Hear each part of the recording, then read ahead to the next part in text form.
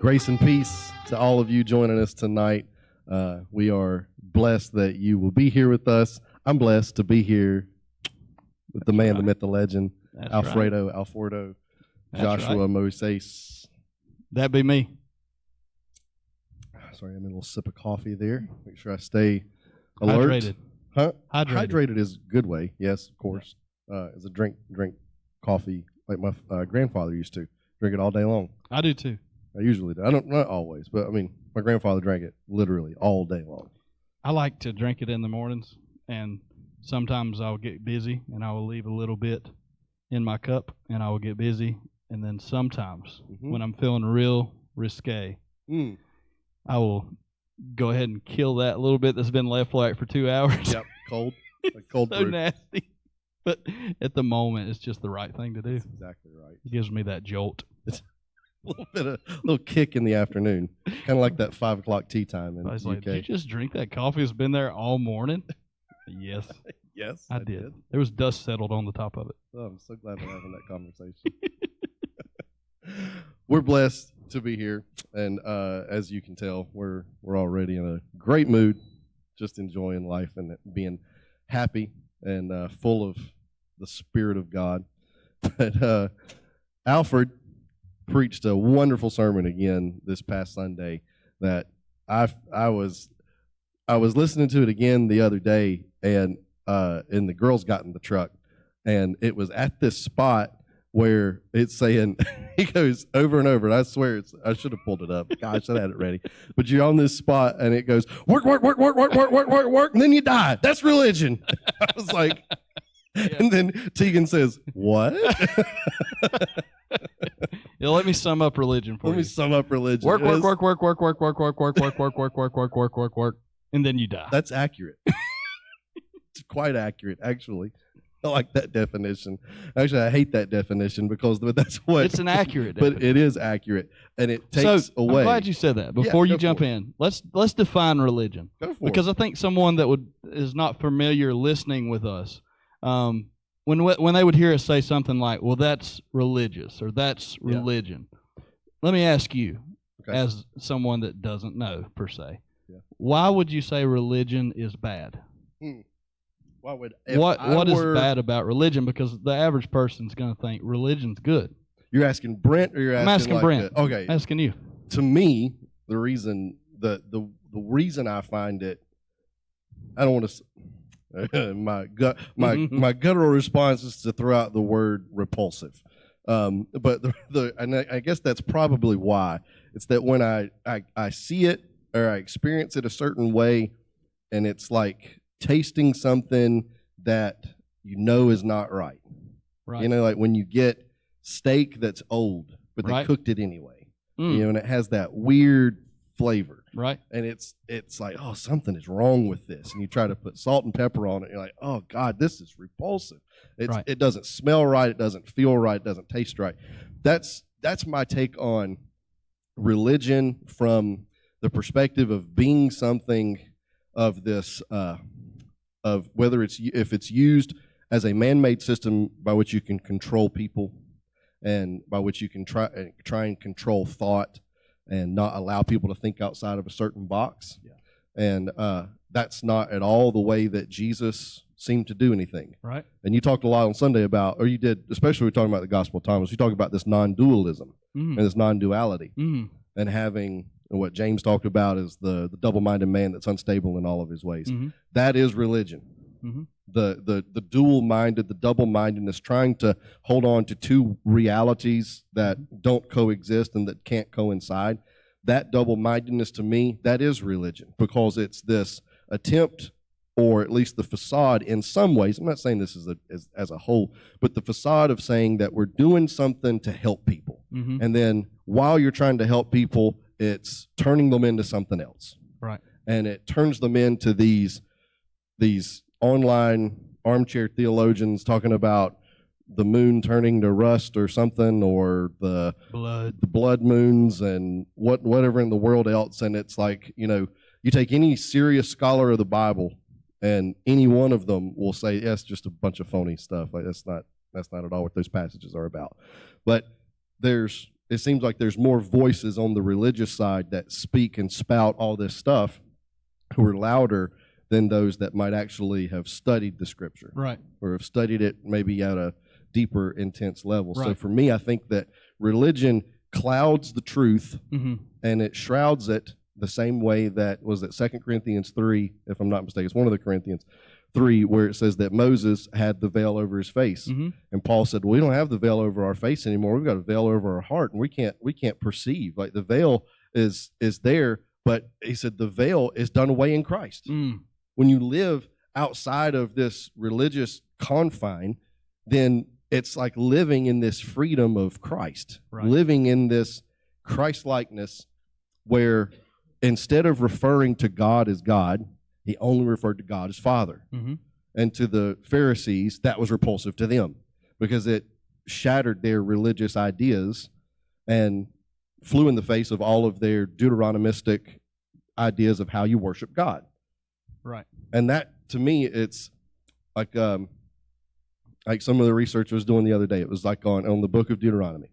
And in the book of Deuteronomy, there's a lot of scholars that seem to, or actually it's widely accepted now, that when Josiah, who it said that Josiah finds the book of the law. Well, it's stated that and believed that he found the book of Deuteronomy. And Deuteronomy gives explicit instructions on how to worship God in the temple, what it looks like, all this other stuff, which also has in it the same thing that you talked about Sunday that you said that I like to talk about, and I can talk about if you want to. The Gears and Me-Ball thing. We could do that at some point. That's what I was hoping for. Is that what you're leading up to that? Yeah. But that's what Deuteronomy describes. Right. Is this Gearism E-ball kind of thing. But yeah, I guess, does that answer your question? Yeah.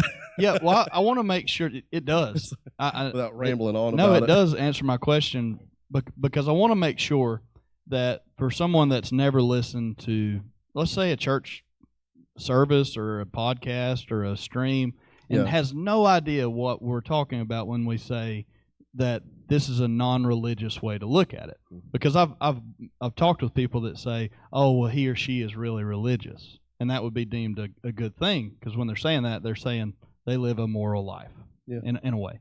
But I think it's good for us to kind of clear up the waters here that when we're referencing religion, we're referencing all the things that Jesus come to dismantle. Yeah.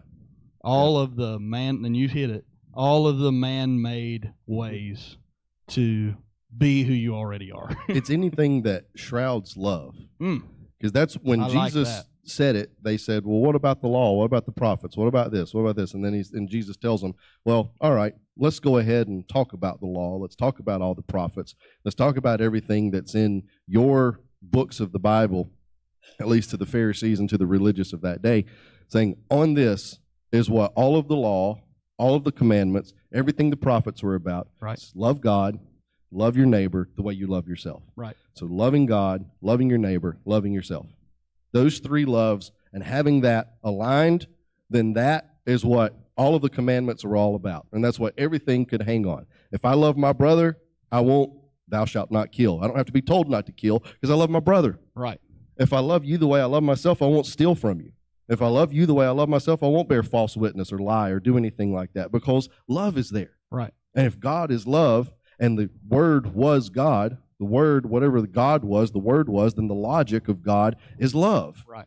Therefore, all of the commandments, all of the law, everything that it was talking about religiously was about love.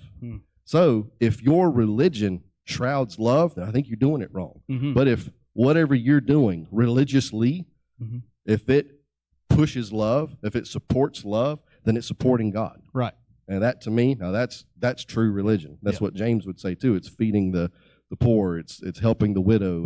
That's true religion, not something of a set of rules that you keep. Fatherless, visiting the fatherless. Yeah, and you said that a minute ago too about Jesus always referencing God, not as God. He doesn't call Abba God. He calls him Abba. He calls him Father, and that's significant in what we were calling tonight Foalosophy. Foalosophy. I love it. So just, if you haven't listened to the last couple streams, we're talking specifically about the word huios, where Jesus only refers to himself almost exclusively as the Son of Man. Yeah. He never references himself really in conversation as the Son of God. We're not making any statements. Jesus is the Son of God. Obviously, we believe that.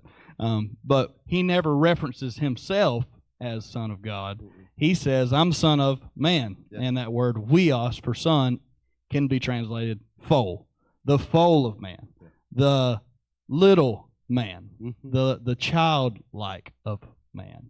But anyway, so, that's the Foalosophy part of this thing. And Foalosophy is the opposite of religion. It's the antithesis to religion, because this is the philosophy that we are his children, period. And that's all Jesus' identification ever needed to be for him. I'm daddy's boy. I'm a daddy's boy. I'm a daddy's boy. Oh, God, I love it. I mean, that's what he kept saying. And it ticked him off every single time, because they were religious. And they were getting all of their credentials based on how much they knew, based on how much they did, how much they served. And then Jesus just comes along and says, well, I'm just a daddy's boy. I'm a daddy's boy. And then they're like, well, who's your daddy? It's like the one that you call God. I'll tell you my daddy is. My daddy is. Before Abraham was, I was there. I am. So you were referencing that when you got in the truck, the work. The work. That's the sorry. No, it was funny because the girls were in there and they're just like start laughing. Because it's you and they love you and they think they like listening to you. I've got this one picture of because usually if Hadley paints upstairs, usually she paints in the basement because she's painting. So it's not they don't want it on the counter or the floors and everything. Right. But anyways, so if she draws or something, I've got this picture of her. It was at one day that you had preached and she wanted to listen to it, so pull it up on YouTube and it's on the TV and she's at the counter drawing, doing whatever, because usually if she draws she wants to listen to something, if it's music or speaking or something. And it's this picture of her drawing with you as the backdrop preaching because she was listening to it and she was touched by it, she was inspired by it. But she does the same thing with Michael and Josh and all that. She just they're just it's as innocent as a child because they are children. And that is exactly when you bring Marshall up here, as you did it twice. 2 Sundays in a row. And saying that he's leading us. He's showing us. Lays his head on the dog. And it's like, I'm trying to show you guys what you're singing about. Duh. Like, if you guys are over here playing the song, well, I'm doing it. I'm living it. And it's like, you guys are over here talking about it. I'm going to jump right in. I'm going to dive in to exactly everything that you're talking about. And that's it, though. It's baby steps. Baby steps. It's baby steps. Take the baby steps. And we look at baby steps are so controversial to a man's brain because baby steps sound so boring. I don't want to take baby steps. I want to take leaps and bounds. I want to run. I want to go. And then when somebody says, it's baby steps, it immediately causes you to slow down, whatever you're doing. Okay, well, I don't have to solve it all right now. But I think, like you're saying, with the children leading us, it technically is baby steps. They're showing us baby steps. And I can't help but see that. Just like we were on the way over here, Melody and I stopped and had some of the Lord's chicken on the way over here. Chick-fil-A. We went to Chick-fil-A. It was fantabulous, as always, per usual. And we went into Belk. And we got something in Belk, and I was coming out of Belk with my little Belk bag. And Melody said, did you notice what's on the Belk bag? I'm like, no. She said, there's a blue flower. This whole time, the Belk logo is a blue flower. I know. I never thought of that. Right. So, they see this. They see this. Catching on. We're catching on to what they already live in 100% of the time. They just operate in it. And then we're up here trying to mansplain this stuff and religiously explain what our kids are spiritually exerting easily, effortlessly, and all we want to do is just be like them. I mean, that's Jesus at 12 years old in the temple talking to the people that have it all figured out. The other guys that have done all the study, they've done all the research, they've done everything their whole life, been there in the temple, they've done all this, everything, right? They've given their life to the scriptures. And here's this child explaining it to him in ways that he shouldn't be able to. Mm-hmm. So he understands something Mm-hmm. that a 12-year-old should not understand. It's one thing that if my 12-year-old talks to me about this rudimentary drawing that she may have done, but it's another thing if she walks up to me and starts talking about quantum physics and something that she should absolutely not understand, because you're 12 years old. Right. But here's this 12-year-old little boy having a conversation with grown men that he should not have the capacity to have that conversation. Right. But there's something that is in tune. Yeah. There's something about his union Mm-hmm. with Father Mm-hmm. that causes him to have ideas, or that causes him to think of the things like Melody walking out of a store and saying, "You ever notice there's a blue flower on that bag?" Yeah. And here we've been talking about blue flowers this whole time. Yeah. And here's a 9 or 10-year-old confounding the wise, and God takes the simple things to confound the wise, and the foolish things that or the simple and foolish things that confound all of our wisdom, all the stuff that we have figured out. Yep. And it totally contorts us and blows our minds. And Yeah. like, oh, what? Well, see, so we're looking at the scripture. You brought up the Jesus teaching in the temple at 12. Yeah. And these gentlemen, these men, these godly religious leaders, Yep. if you will, are looking at what he is saying, and they're perplexed because they have read these scrolls Yeah. to become, and he's read these scrolls as. Yeah. They're reading the scrolls to be able to be something. Jesus is reading the scrolls as a daddy's boy. Jesus is gaining all this knowledge super easy because it's just what he is. Yeah. He has no apprehensions about being anything other than a daddy's boy. So same way with our kids. We're talking about this life they're living, and we're trying to attain something that they already operate in. That they don't have to try to be anything. They are. And we fell for the lie that adulthood is trying to be everything. Gosh. That and they start when you're really young, is just so you can be something. Yeah. And we slowly just water the soul of a person down to where they are a number. And we are the Logos of God. Yeah. Like we are everything Jesus was. Yeah. We are just as much Abba's sons as Jesus himself. Yes. And I feel like that's why I just get, because I gave Kristen the pre-sermon Saturday night in our kitchen. And I said, just sit down and let me read this to you. You're my audience before the audience. I'm just sitting here reading Luke 9, crying my eyes out because I see this as a daddy's boy now. I don't see this as someone that's trying to learn my Bible. I don't see this as someone who's trying to preach a sermon. I'm reading my daddy's words to me. Yeah. I'm reading this, and it's touching me in ways that I can't even explain. And I'm seeing the golden, what is it? The golden thread? The red thread? The red thread through time? Oh, yeah, scarlet. The scarlet thread. Yeah. There we go. The scarlet thread. Yeah. But we talked about, you talked about Marshall doing the Son of Man thing and laying his head on the dog in the video. So, daimon, okay? Yeah. You know what a daimon is. Mm-hmm. So, of course, we get the translation demon from that. But a daimon, if you look it up, is an inner or attendant spirit or inspiring force. Let me read that again. An inner or attendant spirit or inspiring force. Yeah. So, a daimon, in our modern terms, is a spirit animal. Okay? Yeah. This is going to get fun. Because Jesus, every time he referenced himself, was referencing his spirit animal. The foal. So, as he says, I'm the Son of Man, he is referencing his spirit animal. So, what's your spirit animal? I always say, my wife always says that her spirit animal is a fainting goat. And I think that's pretty accurate. She's a fainting goat. Just because when something serious happens, she just panics and falls over. Oh. I mean, it's just, she's a fainting goat. Really. It's like she called me a month ago and said, honey, there's smoke coming out of the dryer. What do I do? Well, number one, Yeah. Is the dryer unplugged? Yeah. I know. I just called you. You know, she's a fainting goat. That's her spirit animal.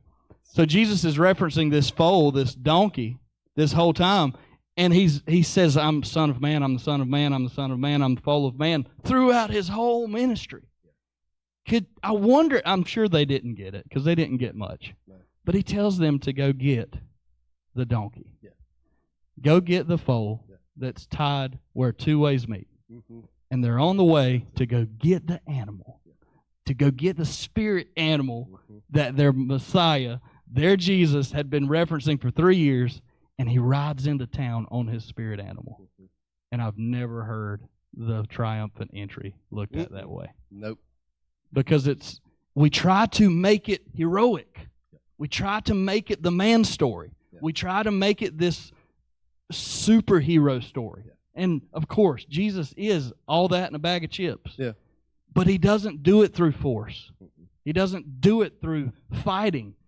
So, let's get to Ebal. Okay. Because I really don't want to get carried away and miss that. So, as we're traveling through this Luke 9 narrative, Jesus, just a little backstory here. Peter tells Jesus, you're the Christ. Yeah. And Jesus says, don't tell anybody that, right? I'm the Son of Man. The Son of Man must suffer many things, right? Peter just said, you're the Christ. Yeah. And he was right. Jesus said, hey, don't tell anybody. The Son of Man has to suffer many things, all right? So then we jump on down. What happens next? Transfiguration. Mm-hmm. We're on the mountain with Moses and Elijah, right? Yeah. Jesus is left alone, and again, don't say anything. I'm the Son of Man. It'd be easy to see God as the Christ. It'd be easy to see God as the transfigured, raiment shining, white hair, all these wonderful things, light sparking out of his face. That would be easy, right? Yeah. But I'm the Son of Man. I'm the donkey. I'm the donkey. I'm the donkey man. I'm the foal of man. I'm the foal of man. Okay, comes down from transfiguration. Here's a man with his child who has epilepsy. Yep. Very, very disabled child that's really struggling, has demons, however you want to say it. I don't care how you say it. And Jesus heals him, and the disciples are pumped up. Oh my goodness, we're finally here. We are again. Miracles. We've just seen his face transfigured, and Jesus says, "I'm the Son of Man. I'm the Son of Man. I'm the Son of Man." And then here we go. He sets his face towards Jerusalem. Okay, and he sets his face towards Jerusalem, referencing Samaria. I got to go through Samaria. I have to go through Samaria, but I can't stop. So then the Samaritans are all ticked off as we went through Sunday. They want to spit at him and cuss at him and shoot him birds and everything. Yeah. And Jesus says, we got to keep going, but the disciples are like, nope, let's call down fire and brimstone. Yeah. Like Elijah did, right? Because we didn't learn anything on Mount Transfiguration. Nothing. We've not heard you saying anything about being the foal of man. We've not heard you say anything about being humble. And Jesus says, you don't know what spirit you're of. But he set his face to walk past Ebal, or to walk past Gerizim. Yeah, it's Gerizim and Ebal, and they meet in the valley of Shechem. Do your thing. Do the thing. All right. So it's, for me, it goes through John 4. Where, like you said, I have to go through Samaria. Yep. And I think that the Samaritan woman is the reason he has to go through there. Yep. And who is come to find out later is Saint Fatini. Yep. But like you said Sunday, women don't get a lot of that credit, so we'll do it here. Saint Fatini is there. And so here's this woman who had no control over how many times that men had left her, by the way, and how she's been put away 5 times, and here this man that she's with now is not her husband. And then the same way that Nicodemus does, and this was, Francois puts this in the mirror, and I happen to be, I like reading the annotated Oxford, if you want to get you one of these. These are really good. The New Oxford Annotated Bible, it's the NRSV, and it has the Apocrypha, does not have the Gnostic stuff, and it doesn't have the pseudeography, or pseudographia, but you can buy that separately. I have a few of those too. But even they reference it as well for the annotation commentary that's there about how she doesn't seem to get it the same way that Nicodemus didn't get it. We make the same reference with each other. that Nicodemus is making this literal thing, or makes what Jesus says literal, and that's been a Gentile heresy from the 1800s, or apparently for a long time. But it's been a huge heresy. It would take the things that Jesus say and make them literal. And he's, well, what am I supposed to do? Be born again in my mother's womb? And I'm 37 years old. What the heck are you talking about, right, weirdo? And then she says the same thing. It's like, all right, you don't even have anything to draw with. Right. What do you mean get water out of a well? Right. And he says, well, if you knew who you were talking to, you'd know that I'm the water. I'm the water of life. And you drink of this, you'll never thirst again. So now she's intrigued. So she's interested. And here she goes through this entire conversation with him until she gets to this point where she says that, well, you guys worship in Jerusalem, and Samaritans, we worship in Gerizim. And the thing that it goes back to is Deuteronomy chapter 11 and Deuteronomy 27, 28, and 29, which it's hard to read that, and especially reading it from this perspective. When you go through that first section there, that it's almost like through the editing that it's plugged in to Deuteronomy chapter 11 really briefly, where he says that I set before you life and death, blessing and cursing. Choose life that you may live. And it's set conditionally. It is immediately placed out there to the people as a condition that if you will do this, then God will do this. So you fast forward through to Deuteronomy 27, 28, and 29. They've got how they would worship at Gerizim and Ebal, and how the Levites would be the ones who would gather the certain amount of tribes together. They would stand on Gerizim, and they would shout out these blessings. And the blessings are things that they would say that you're blessed in the city, you're blessed in the field, you're blessed in the womb, you're blessed everywhere that you go. All, this long list of blessings. And it's set up right off the bat that if you obey the commandments of God, if you obey the commandments of God, then you'll be blessed in the city, you're blessed in the field, you're blessed when you come and when you go. When an enemy attacks you one way, they'll flee 7 ways, et cetera, et cetera. It goes on and on and on. But then the next chapter is what happens off of Ebal. It says, well, this is what happens if you don't keep the commandments of God. Then you won't be blessed in the city. You won't be blessed in the field. It even goes so far as to say, it says the exact opposite of everything that's quoted as a blessing. It says that, you'll attack an enemy and you'll be scattered 7 ways. God will make sure that you're defeated. But it even goes so far as to say, as that one has a whole other chapter attached to it. Okay. To keep going with the curse of Ebal. Right. The curse of Ebal goes on into chapter 28, and it says that if you're engaged to a woman, you'll be engaged to her and she'll sleep with another man. It's like, what? This is, if I disobey God, I get it wrong one time, then all of a sudden my whole life is falling apart, and that God's going to make sure that I get my just deserts. God's going to make sure that I'm punished severely. And not just severely, that punishment that goes beyond severe. That's abusive. Right. To take that and superimpose that onto God, as if all those things, that no matter what you do for your job, you're going to be cursed. When you go to the city, you're cursed. When you go to the field, you try and grow some grain just to feed your family, it's going to be cursed. It's going to come up with blight. You get engaged to somebody, she's going to fall in love with somebody else. You're going to, everything. Your donkeys will die. It's just this chaos that your life ensues because of breaking a commandment. When you take that and you think about what it was like to be a Samaritan, to hear the blessing from either side, and here I am, I can't even go to Jerusalem and follow the Deuteronomistic way that I'm supposed to worship. I'm supposed to worship in the temple. But here we have to set a temple here in Samaria that's on that mountain so that we can worship. And then it takes Jesus saying, the day has come and now is here. And what's interesting about that's in John chapter 4. It says the exact same in John 5:25. That the time is coming and now is here, and referencing himself that you won't worship in this mountain or that mountain. Those that worship will worship in spirit and in truth. So it's worshiping with this understanding that it's not about shouting blessings and cursings one off of the other. Because what that ends up doing is shrouding Jesus in the middle of the valley of Shechem. You're shrouding the whole idea of love by If you do this, then I'll do that. If you do this, then I'll do that. But that's the way of politics. That's the way of the business. That's the way of everything else in the world. If you do this, I'll do that. Well, we'll pass that bill, but you got to give me something. Right.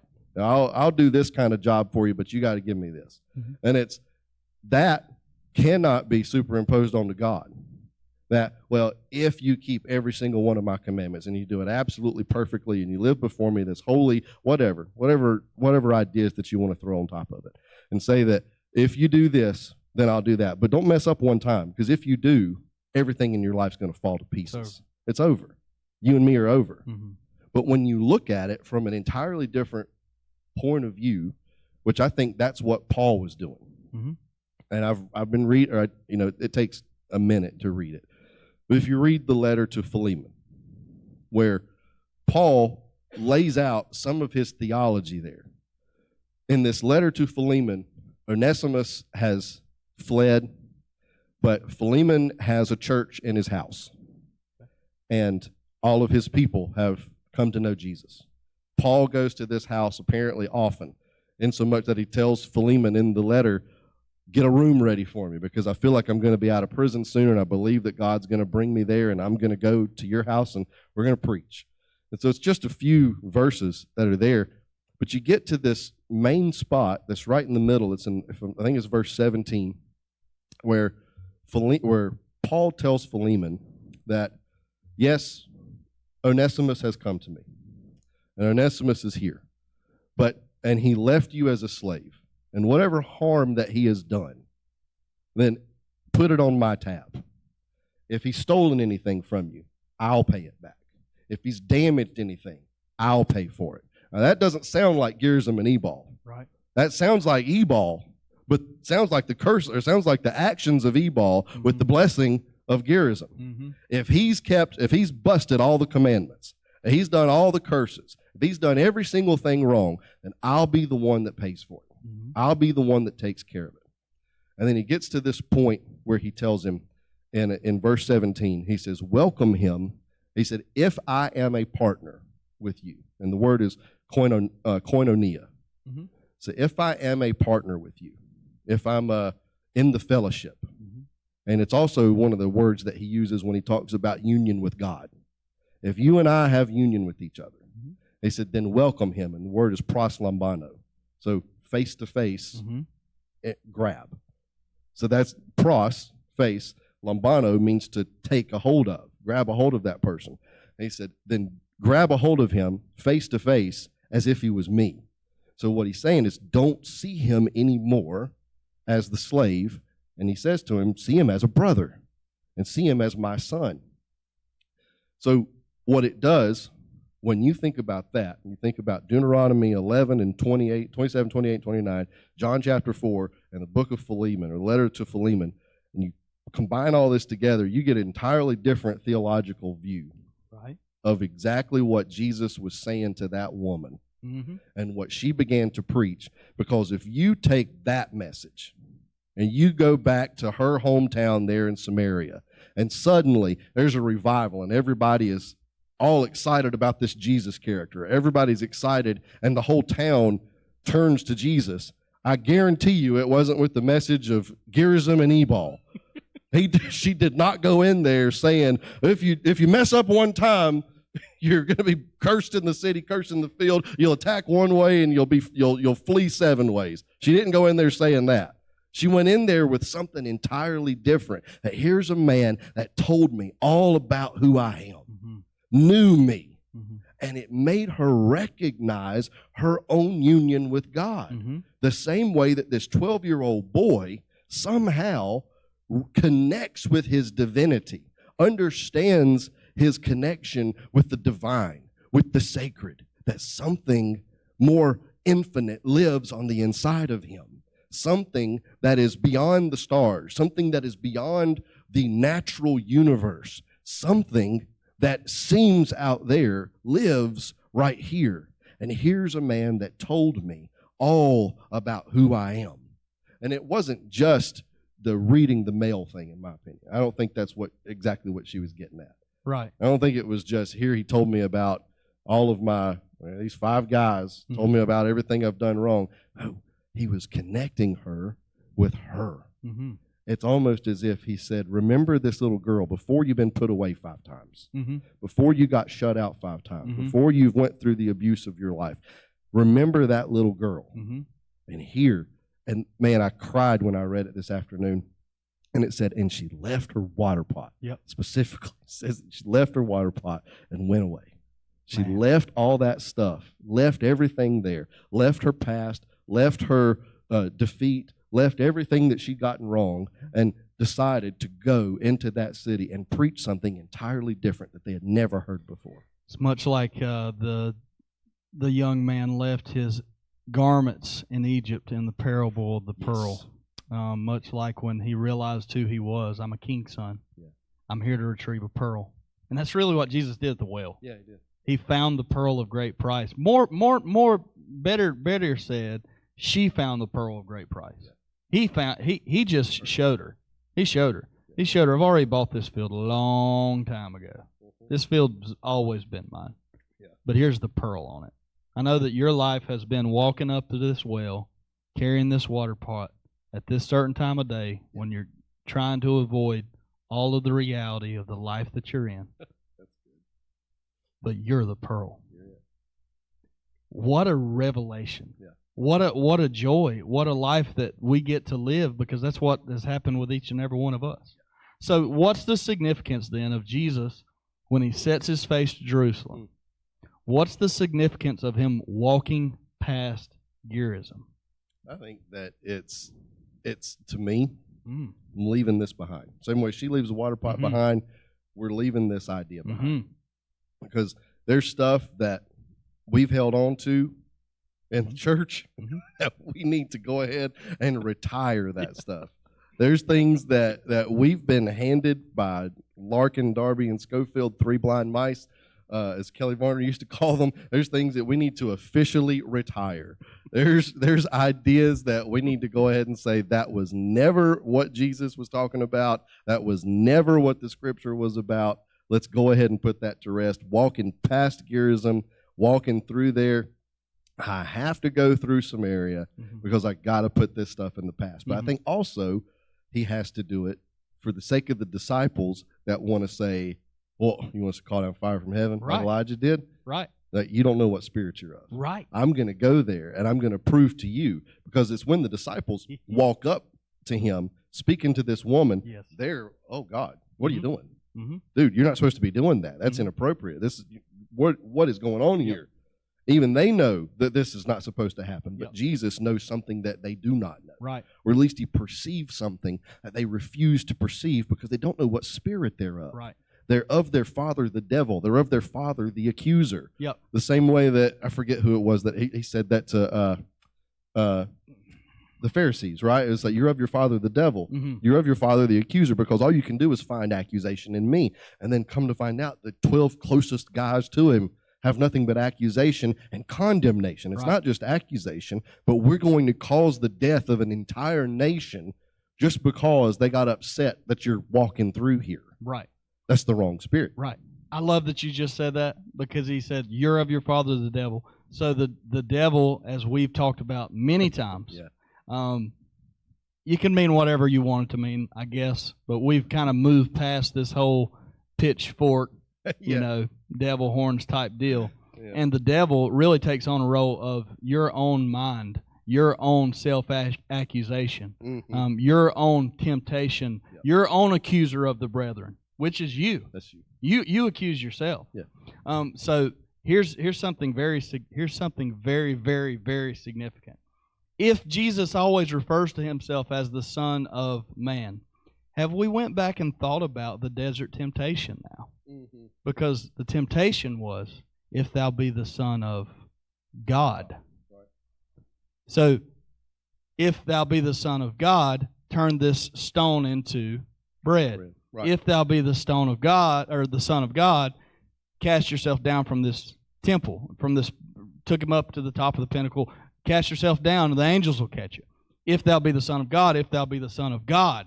Well, the problem is Jesus was never referring to himself as the Son of God. No. And we read that story like, well, he just proved that, right? Yeah. And he did prove it. He proved who he was in that. But he wasn't trying to prove that he's the Son of God. Yeah. He was trying to prove that he's the foal of man. Yeah. I am the Son of Man. I'm not going to do this on a white horse. And what a spin on that too, because I've never heard anybody. I've never done that. Referred to it. I mean, I've always, when you look at it in the lexicon and you look at huios, it's like, okay, yeah, it could mean it's a young kid, and it's like, you just skim past immediately, that it's referencing a foal. A foal is referencing this colt or this young horse or young donkey or whatever. It's like you skim past that because of what you try to, or what, at least what I've done in the past. It's confession time with Brent. Welcome. It's okay. That it's what I've done is to make Jesus into this mature, have it all together, and that's why God sent him. That's why God sent him, because he already had everything, and he had to show us that we don't measure up. Right. And I preached that years ago. I preached it from Malachi, where it says that where Malachi prophesies that when he does come, you won't be able to stand the day of his coming. He'll come like a refiner's fire and a fuller's soap. You guys will realize that you've taken the image of God and you've bastardized it all the way down to nothingness. And now here's the image of God. Now you don't get it. You don't measure up. Right. And really, the realization is that nobody does. Right. Nobody can measure up to that. Right. If I'm going to be held to a certain standard, then no. But if we take that idea of Jesus as the Son of Man, as a foal, then it removes from it this whole kingdom dominion stuff that is like good, man. The real sons of God. Right. They're the real sons of God. And you just have to say it with that growl in your voice. And you did it Sunday, the Macho Man thing. Yeah. I would have sung with you. I had kids. Macho Man Randy Savage. Macho Man Randy Savage, that's my son of God. That's my what son Peter, of man. that is what Peter wanted Jesus That's to be. it. And that's all Peter saw Jesus as. Yep. Because he saw him from his perspective. Yep. And Peter's always the one that's getting corrected. That's not who I am. That's not. That is not who I am. That's not who I am, Peter. We walk up to the temple. Peter walks up to the temple. They say, hey, are y'all not going to pay temple tax? Yep. You're not going to pay temple tax? And Peter, as Macho Man Randy Savage, says, of course we're going to pay temple tax. Because I'm a man, and I have a job, and I had a boat, and of course I can pay for it. Yeah. Because I'm a man, and we're going to pay for it. And Jesus looks at him like, who are you calling a man? Yeah, great job, big boy. You don't even have the funds on you right now. Are you calling me a man? Yeah, who are you calling Because last time I checked, the king's kids don't have to pay taxes. No. Yeah. So I shouldn't have to pay this temple tax. Children are free. Because the children are free. That's what Jesus says in the Bible. I love it too. The children are free, Peter. You want to be a man? Because the kids eat free. I want to eat free. Yep. I want to get in free. I want to go into the temple free. Yep. But you know what, Peter? Since you saw me as Macho Man Randy Savage, I guess we're going to have to pay this temple tax now. Yep. So here's what you and your grown donkey self can do. You can go get your stupid little fishing rod that you have this so-called money by this big fishing man you are, this big fisherman you are. You can take your little cane pole, Opie, and go catch a fish. And the first fish you catch is going to have your temple tax. And, it'll be for me too, since me and you are technically the only ones that are old enough to even have to pay this, right? So go do that. So he sends Peter on this mystical, childlike wonder adventure, because Peter was the man that said, yes, of course we'll pay for it. I'm the man. Yeah. And he has to go get this fish. And then that leads up to Matthew 18, which is the classic. It's what I live for. Right. If you want to you want to enter the kingdom, you can't enter the kingdom unless you become as a child. Yeah.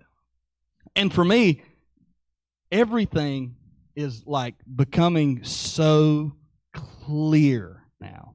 That you talked about us just skimming over that. I had to. Yeah. I mean, we've talked about huios a lot. We've talked about the son stuff a lot.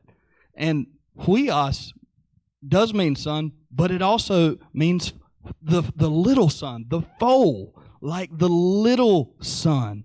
So I was talking to Lynn. Lynn is a wonderful, wonderful, wonderful member of our assembly here. For those of you at home, come just to meet Lynn. Yeah. Because she's such a mother, such a loving spirit to all of us. I was talking to her Sunday after church, and she gave me her take on what I was saying. So, as Jesus is saying in Luke 19, this is very, very significant. He says, "Let these sayings sink down into your ears. For the Son of Man, the foal of man, shall be delivered into the hands of men." Yeah. Okay, now this is wild. This is wild. So, this is what Lynn had to say about that. She said, "The true one, the true us, the true kid is handed over to man. His schemes, his system, his tradition, his ways. And it crucifies the child, the true one, as we are molded into the adult mind. But Jesus resurrects the one child. When the two become one, we are regenerated." So wow. Yeah. Amazing. Yeah. So Jesus keeps saying this to his disciples. The Son of Man must be turned over to men. The Son of Man must be delivered to men. Yeah. So how do you make that part of your story? Yeah. How does that relate to you? Well, because you are and always have been the Brent from the beginning. Yeah. The one. The one. But you become two. How do you become two? Because you're given into the hands of man. That's what happened when we put on this meat suit, man. Yep. That's what happened when we came to this earth. When we were birthed into this body, when we were breathed into this body, we were given the duality. Yep. And Jesus kept saying it, I have to be turned over to the hands of men. Well, how have we been turned over to the hands of men? Well, it started in like the 5th grade or the 1st grade or kindergarten or preschool.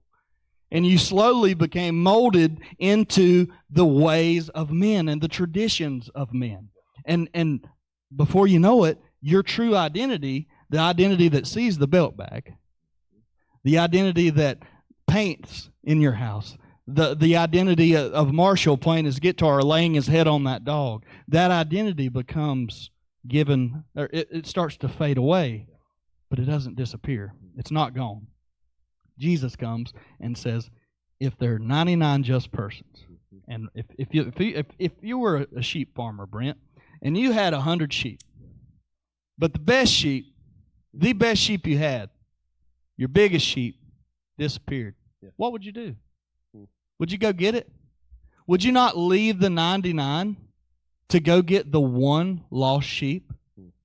And what is he referencing? Has this story the whole time been about the church? Or has this story been about you? Yeah. Has the story of the lost sheep been about one member of some congregation? Or has it been about us? Because the one true you is better than 99 other versions of you that have no need of repentance. You know why they have no need of repentance? Because there are 99 ways for you to try to be something that you already are. There are 99 versions of you that you're trying to attain this relationship that has been given to you from the very beginning. Yeah. And Jesus throws that sheep on his back in the story. He says, of course, he'll throw the sheep on his back, and all of heaven will rejoice. And that's what he's doing. That's what the foal does. That's what the foal of man does. He comes to rescue man from being handed over into the hands of man. We've been handed over into the hands of men our whole life. We've been molded into this mindset, this worldview, and then all of a sudden, Jesus comes out of nowhere and starts picking you up and saying, hey, you don't have to be there. You don't have to live here. And that's what he did for her. That's what he did for the woman at the well. St. Fatina. He tells her, all these other versions of you don't exist. There's only one version, and that's the real you. And it has nothing to do with that water pot you're carrying. That's right. It has nothing to do with the life that you're living and the things that you've believed about yourself, the lies that you've believed about yourself. That's why she evangelized the whole town. Yeah. That's why the whole town went crazy, because she was alive. Yeah. The glory of God is man fully alive. Who was that? Irenaeus. Irenaeus. Yeah. The glory of God is man fully alive. Yep. And I've never felt more alive than I do tonight. No. I feel alive. I feel alive because I'm not trying to be anything right now. Not trying to perform. Not trying to perform. Anything. Not trying to go do something or be something or earn something. And not even performing for anybody. Right. it's not that we don't care. It's that we love you. We absolutely do love you, but it's not from that place. It's from a different source. Right. I'm not trying to be the best of whatever. Yeah. And every time that we try to do that, Mhm. it just ends up with the best laid plans of mice and men Yep. often go awry. Right. It almost always your best laid plans, whether you're a mouse or whether you're a man, doesn't really matter. Sometimes, a lot of times, it's going to go wrong Mhm. because you think you've got it. Well, I've got it all mapped out, and it's what you said Sunday too. Said that every time I make a plan, God just says, "Here, let me get in there real Yeah. quick. I'm going to mess this up Yeah. real quick." And it's like I get every hair in place. Yeah. Everything is all. I've brushed it. I've meticulously put everything there, and it's like God shows up and goes, "I'm just going to mess up all that here."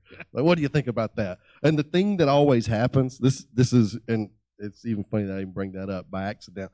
It's always my kids that do that, and it's always Hadley, the oldest one, the one that you think would know better. But it's Hadley that I'll get everything ready. It's no matter what it is, if I've got a meeting or whatever is going on, she's the one that'll go over there and just rub her hands all through my hair and like, oh, God almighty, like, I gotta present or whatever I'm doing in front of however many people. But it's like, I've got to do this, and she's the one that's like, oh, don't take yourself so seriously. Right.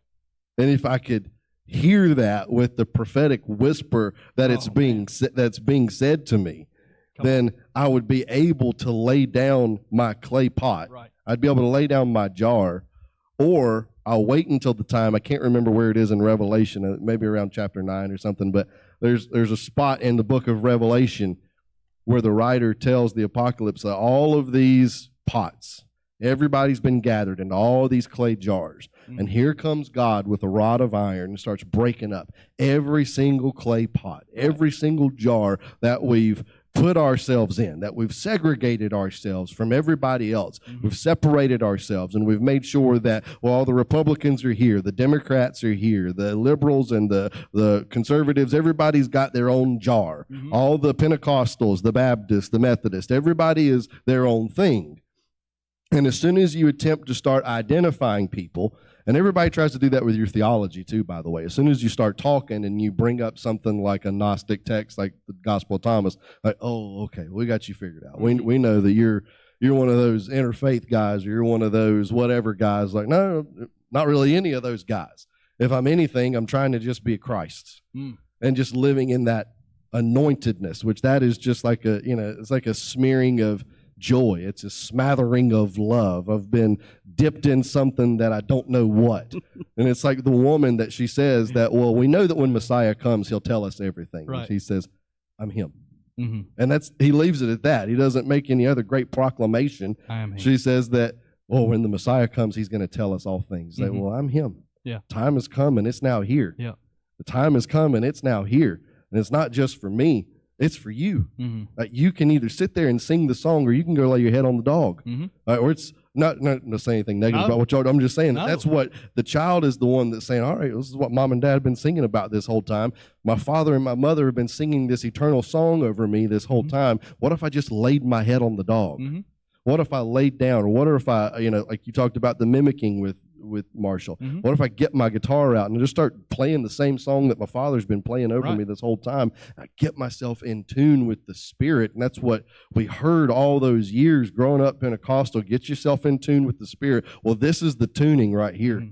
This is where the string gets plucked, and all of a sudden everything is epicorregio. Everything's in tune. Everything becomes an orchestra, and it becomes this beautiful sound of my heart singing this song along with God, the same way that this 12-year-old boy, I can't get away from that either, this 12-year-old boy identifies or recognizes something, and here are all these religious leaders trying to figure out, okay, you're all right, let's pull out our Talmud here, and let's start thinking through, all right, you probably agree more with Gamaliel, or you agree more with this one or that one or this one. It's like, no, I'm telling you something that's from the Father. Right. I'm telling you something that my dad taught me. Like, who's your dad? I'm a daddy's boy. Like, I'm a daddy's boy. Like, well, it wasn't Joseph. It was something else that was acting in this guy, in this kid, and he's intertwined. He's intermingled with God. He's waited on the Lord, and he's renewed his strength. And here we can intertwine ourselves with the mind of Christ, intertwine ourselves with the divine, and mount up not on our own strength, but God will cause our own foolishness to confound the wise. Everybody that's got it all figured out, here's a little boy laying his head on a dog, and like, okay, I'm confounded. You want to hear what Matthew 21:5 says in the ESV? Yeah. It says, "Behold, your king is coming to you, humble and mounted on a colt, the foal of a beast of burden." Mm-hmm. Behold, your king is coming to you, humble and mounted on a colt, the foal of a beast of burden. He's referencing the messianic prophecy in Zechariah. That's why you're here. Doing the exact same thing. Do it. But that's what he's doing. Zechariah goes through the exact same process, and he's this prophet that is after the captivity. They're coming back, and they're going back into the land, and they've got all this stuff all messed up. Mm-hmm. In my opinion, this is what I think about Zechariah, is he's this voice that's out here saying, you guys are missing the freaking point. You guys are trying to cast out this dude Joshua, who's supposed to be a priest. God showed me he's a priest, and you guys want to cast him out because he's married to a Persian woman. What in the world is wrong with you?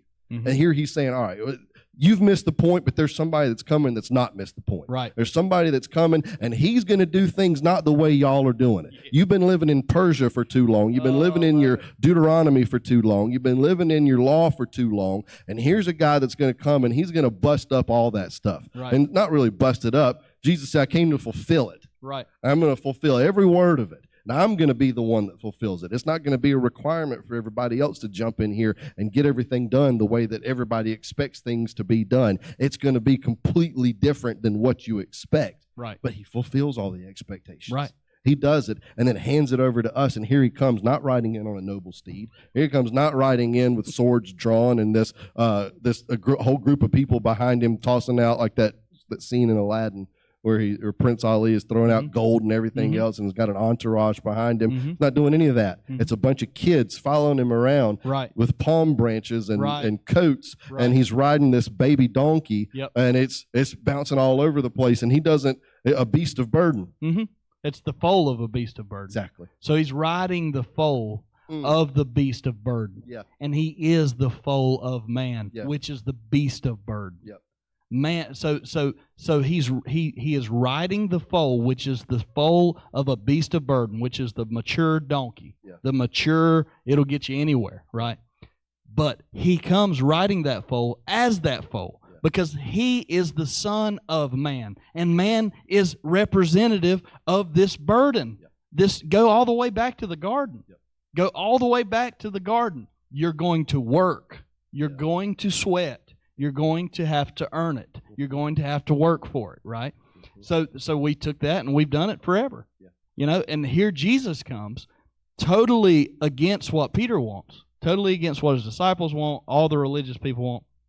We want you to come on this royal stallion, this white horse. We want you to take over Rome. And really that's what we're wanting him to do again. You know, that's what everybody's wanting him to do in this day and time. You know, in this year. We're hoping for some, you know, massive revolution where you know all this righteousness overcomes, and that's just not been God's MO. It's not Jesus's MO. He does it as through love. He does it through humility. He does it through service. He does it in the most lowly of ways. He showed up in a stable, and then he goes to the cross on a foal, a foal of a beast of burden. You know, and in our mind, we're like, so, you know, we got to get all this together, right? We got to have all of our I's dotted and our T's crossed so we can earn it, so we can prove it. Well, what are you trying to prove? What's a child trying to prove? Nothing. Absolutely nothing. And I think that's what the envy is. That's why we're so envious of it. And that's what brings out the animosity too. Because it's always that if you push a child to, or you challenge them to either give evidence or something of relationship. Now, how does the child know who its parents are? they only know by relationship. Right. They only know by the one that's held them at night. They've only know by the one that has come in there when they've had a bad dream, or the one that's fed them, or the one that's embraced them. They only know by the actions and everything. They only know by the love. Yeah. So how, if you were to press a 9-year-old and ask her, well, how do you know that that's your father? It's like, well, I guess I don't know, other than he loves me. Right.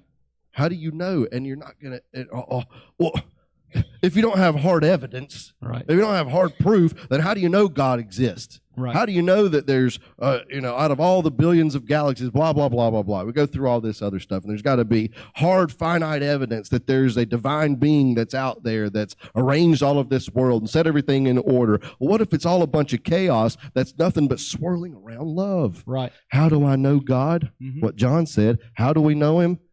I love him because he first loved me. I know because of love, and he that loves is known of God, and he that knows God knows love, because it's all intertwined in relationship. So if you're pressing for some sort of hard evidence that God exists, God exists. If I can walk across someplace to people that have absolutely nothing to do with me, and people that want my life, people that want to destroy me, and there's even people that are around me saying, what if we just called fire down from heaven on all these fools because they suck? And Jesus says, nope, I'm going to go there and I'm going to set a fire, but it's going to be a different type of fire. I'm going to light this woman up with the gospel, and she's going to go in there, and all of your fires of destruction are going to get washed out by the fire of the Holy Ghost.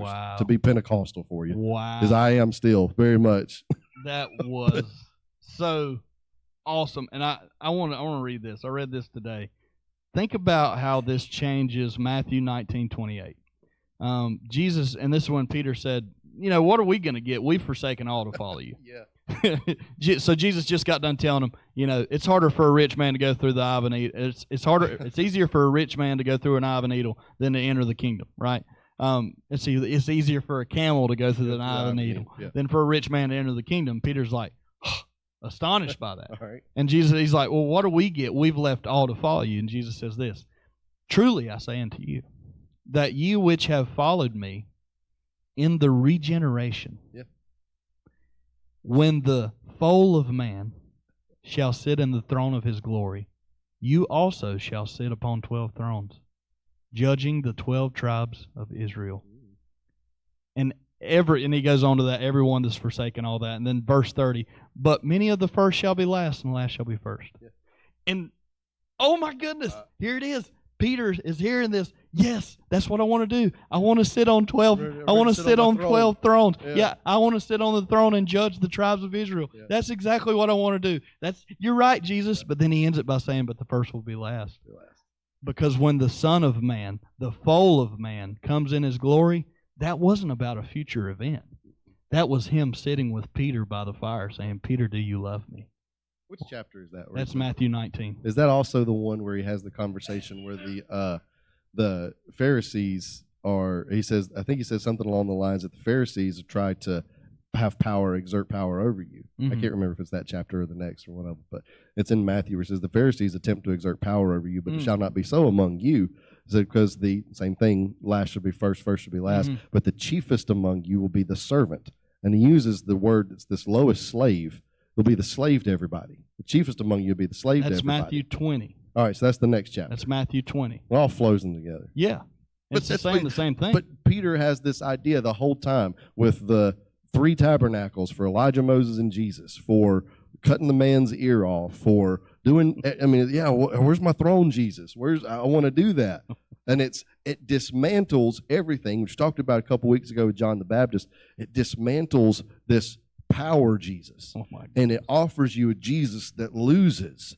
It offers you this foal of a man, this simple child that's handed over to men. And what do men do with him? They defame him, they defraud him, they lie about him, they kill him.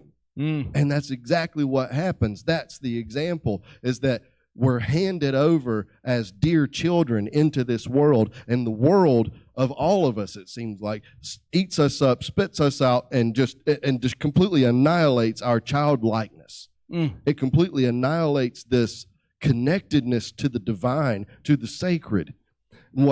That's exactly the way that I think that it is depicted in the life of Jesus. I like the way Jordan Peterson says it, that here's this man who dies the worst death, dies at the hands of the mob, lied about, completely innocent. And what's the worst way to die as a man? Mm-hmm. What if you are a man that you feel powerful, or that you've worked your whole life and you've done all of this?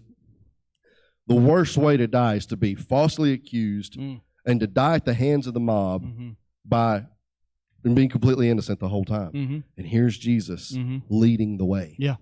We like the idea of Jesus on the white horse, even though we mix up the language and say the sword's in his hand. Instead, no, read it in Revelation, sword's in his mouth. Yep. And so it's in his logic, it's in his words. But then we like that power idea of Jesus, but we don't like the Jesus that loses. Right. Oh, he didn't lose. Right. He didn't lose. That's not a loss. And it's like, well, it's through losing, is what Paul said in Colossians. It's through losing that he spoils the principalities, because he lets them know your power never mattered. I feel the Holy Ghost want to say that. Your power and dominion over me never mattered. You could take my life. You can kill me. You can rip me to shreds. You can mess me up. You can do everything to me. Man. And none of it even mattered. This flesh didn't matter. What mattered was the divine. What mattered was this eternal being that's living and breathing out of me. You can destroy the body, but it's the soul that he says. Because that's the one. That's not the two. That's the one. That's what the Gospel of Thomas is saying. He's the first non-dualistic preacher, is what Richard Rohr says about Jesus. The first person to ever be non-dualistic was Jesus, and may have been the last, because we preach from this, not from this dualistic perspective. We do it all the time, and we try to put that back on to Jesus. He was fully God and fully man. Right, he was fully God. You are fully God. Yeah. What if you realized that? Yeah. What if you quoted to yourself Psalm 82 and John 10:10? What if you quoted to yourself, I am God. I am the divine. And I know that what immediately starts happening is this false humility.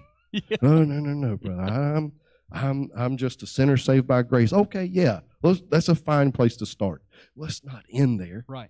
Let's not end there. Well, I think that's beautiful, because you talk about quoting it to yourself, and we have to start with those baby steps to do that, because we're so lost in this manhood, in this field. We've so lost that pearl of great price reality that we have to take the baby steps. But a child's not quoting anything. No. A child's not, they just are. Yeah. They're not trying to quote what they are. Yeah. They are. So you reference Matthew 20. So it was when, all right, so we got to hit this. It's too good. You nailed it. You nailed it. All right, verse 18 of Matthew 20. He said, behold, we go up to Jerusalem, and the Son of Man, the foal of man, shall be betrayed unto the chief priests and unto the scribes, and they shall condemn him to death. Verse 19 of Matthew 20. And shall deliver him to the Gentiles to mock and to scourge and to crucify him, and the third day he shall rise again. Yeah. Okay? That's talking about the flesh. So here comes the mother of Zebedee's children in verse 20. Yes. With her sons, worshiping and desiring a certain thing of him. Yeah.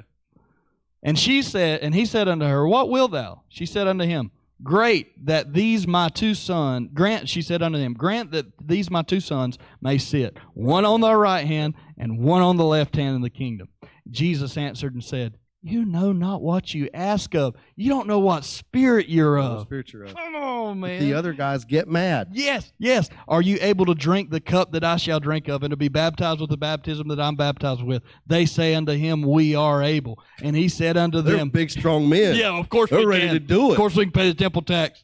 And he said unto them, ye shall drink indeed of my cup, and be baptized with the baptism that I am baptized with. But to sit on my right hand and on my left is not mine to give, but for whom it is prepared of my Father. Verse 24, and when the 10 heard it, they were moved with indignation against the two brethren. They wanted to call down fire and brimstone on the two that call down fire and brimstone. Verse 25, but Jesus called them unto them and said, you know that the princes, oh, come on, this is everything. You know that the princes of the Gentiles exercise dominion over them, and they that are great exercise authority upon them, but it shall not be so among you. But whosoever will be great among you, let him be your servant. And whosoever will be chief among you, let him be your minister, verse 26. And 27 is your servant. Verse 28, even as the foal of man came not to be ministered unto, but to minister and to give his life a ransom for many. Right. Boom. I mean, so to be the beast of burden is to be the one that he was. That's like you said, son, you talk about a donkey. Yeah. Like they're confused for stubbornness. Yeah. But it's not stubbornness. It's they just have no fear. Come on. God almighty. Come on. What if you weren't afraid of all of the religion that's been put on you, or all these ideas, or all of these limitations? Mm-hmm. What if you just weren't afraid? Right. And I'm telling you, when that gets self-actualized within you, then immediately you're called, they're stubborn. There's a bunch of stubborn guys up there talking. Mm-hmm. They don't know what they're talking about. They think they got it all figured out. And it's like, no, that's what we're saying. We don't have it all figured out. But the one thing I do have figured out is to be a servant. Right. Is to love. Right. I do have that. And if you even want to say that that's even figured out, I don't even know if you can. But it's as soon as you do that, as soon as you self-actualize that divinity, that sacredness, that godness, as soon as you do that, then you're just, to others, you're a stubborn donkey. What they don't realize, I have no fear. Yeah. I don't fear what man can do to me, and that's what Jesus, or that's what the scripture would say. It's like, fear not what the man can do to you, but fear God who can control your soul, take your very soul. But here's the thing is, with God, with your soul, He's not going to destroy the soul.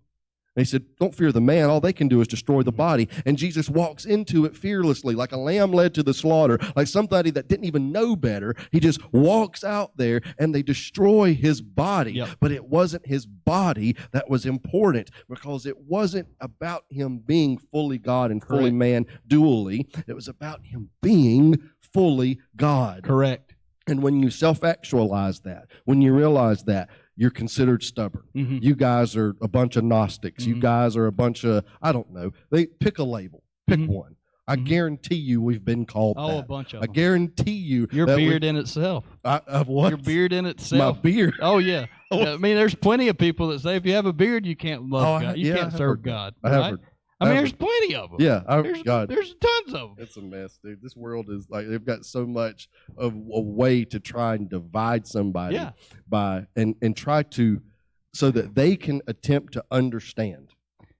And it's like you're trying to figure something out. That's what we said about Jesus. He wasn't reading the scrolls to be anything. No. He was reading the scrolls because he was the scrolls. He is that. He's daddy's boy reading his daddy's words. Yes. And these scribes and these Pharisees can't fathom that because you've only read the scrolls to be something that you're not. You've only read this Bible to try and be something. You tried to attain something. You tried to turn into something. But Jesus comes to say, you already are. Let me take away the things that are keeping you from being that. So it's really not an addition unto you. It's a subtraction from you. Yeah. You're subtracting, and nothing says it better than what I've read here in the Gospel of Thomas one last time that I said I wasn't going to do tonight, but I'm going to do it just because Juice is watching. Jesus said, this is saying 36. Jesus said, do not worry from morning to evening and from evening to morning about what you will wear. His disciples said, when will you appear to us, and when shall we see you? Jesus said, when you strip without being ashamed. I read that today. God, and you take your clothes and put them under your feet like little children and trample them. Then you will see the child of the living one, and you will not be afraid. When you take off your clothes and you strip it and you lay it down. So what is the significance here? When Jesus is riding the foal into Jerusalem, they take their clothes and their garments and they lay it down before him. What is the significance there? It's the servant way. When he washed their feet, what was the significance of that? To lead the way as a minister, as a servant, to get down into the lowest position possible. So here you have James and John, and you have all these disciples trying to be on the right side or on the left side, or who's going to sit where at the table. And Jesus says, y'all can sit wherever you want to. I'm going to be in the floor washing feet. and the symbolism of him riding the foal into Jerusalem, and everybody casting their garments, and the palm branches, which is the victory. Yeah. That's victory. You want victory over your life? Take off the garments that identify you as the woman at the well. Yeah. You want victory in your life? Drop your water pot and leave it at the well. Yeah. You want victory over your life? Stop trying to be anything. Yeah. And just be. Just be. Just live. Yeah. The foal of a beast of burden. Yep. This has been a philosophical discussion. This is very philosophical. This is philosophical. This is Foalosophy. God, what did you say? This is Foalosophy. I've been trying to catch the comments. I cannot. Oh my God. What was? Oh, it was early on. Oh, foolhardy, I think, something like that. God. Oh, we've got so many great comments too. By the way, this is good. How about this one too? Yeah, send in the juiciest letter. Religion makes choices. Belief leaves choice to the individual. Here's one. I read this. So cover your motivation to do, minister, pray, change, witness, preach, assemble, gather, believe the goodness of God. That's the bishop. Oh God, where was the foolhardy thing? Something. Oh yeah, this is a foolhardy endeavor. He did say that. That's what it was.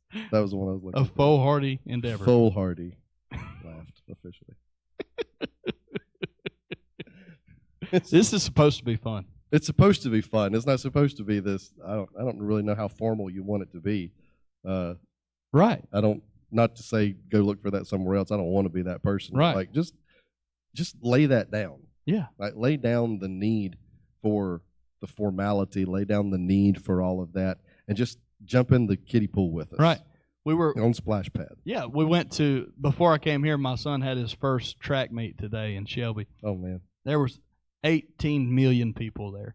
Nah, there weren't that many, but there was a lot of people there. It was a huge amount of people. Warm day too. So I get there, Kristen's got all of our kids there, and little Marshall and Credence are there, and there's this big old water puddle behind us, and we're waiting on Malachi to run. And you turn around, and there's Credence just standing ankle deep in her shoes in the water. That's probably sewage. It's probably sewage. Maybe. And then Marshall sees her do it. He goes straight over there and plants both feet in it. Absolutely. Right. That's just it. Yep. That's it. And that's the antithesis of everything we're trained to do. Don't get dirty. Don't do that. Don't get nasty. You're going to get your clothes nasty. Don't you get nasty. Yeah. Just get back to doing that, man. Get back to living the life that is a full, what do we say? Foalosophy. Foalosophy. This is the Foalosophy. It's our problem-free Foalosophy. Hakuna Matata. Hakuna Matata. I don't know any other way to end this than saying Hakuna Matata, bangarang. This is our Foalosophy. This is it. All right, man. I love you. I love you. Thanks for doing this tonight. Fun. It's been a blast. Anytime we get to do this in this setting is fun. Yeah. Those of you watching at home, thank you so much for joining us. You guys are awesome. You guys rock, because you guys make us want to keep coming and doing this, right? Because it just wouldn't be as fun if you weren't here. And because you're here, it makes it that much more fun. So keep joining us. Keep streaming with us. Keep sharing the stream. Keep telling your friends. Keep coming in person. Yep. If you haven't came in person, we invite you to come in person. That would be awesome. We get to spread our philosophy in person with you, right? All right. But anyway, come this Sunday. We have service at 10 o'clock this Sunday. Worship starts at 10. Generally, we start the message around 11. If you want to miss really good music, we'll leave that. We'll leave that up to you. Some people do. Some people come around 11. I don't know. We're trying to find their favorite song. We haven't found it yet. Hopefully one day we will. It's the one with all the drum solos. It's all the drum solos? That's probably what it is. Okay. That's probably the favorite. Maybe. All right. This Sunday will be nothing but a drum solo. God. From 10 to 11. I'll drink an energy drink. Come join us in person. 1508 Hargrove Avenue, Gastonia, North Carolina. Share this stream. Yep. Click on the link below and give. Yep. Give. We will receive an offering. We're not going to take an offering, as our bishop has always said. We will receive any offering to give to further this ministry. We have a lot of things that we want to do here aesthetically. We need you guys to help us with that. We need you to give into that, okay? So click on the link below. Yes. Donate. Help us work on our in-person stuff here, right? Because we're working on you guys at home, but we can make that even better too. Yes. So help us spread this gospel. Help us get our word out to, and that is free. All you got to do is share our stream. Yep. That costs you $0. $0 to share the stream. Yep. Keep doing that. We love you guys, and everybody say it with me. I love him. I love him. Because he first. Because he first Love me. loved me. Y'all be blessed tonight.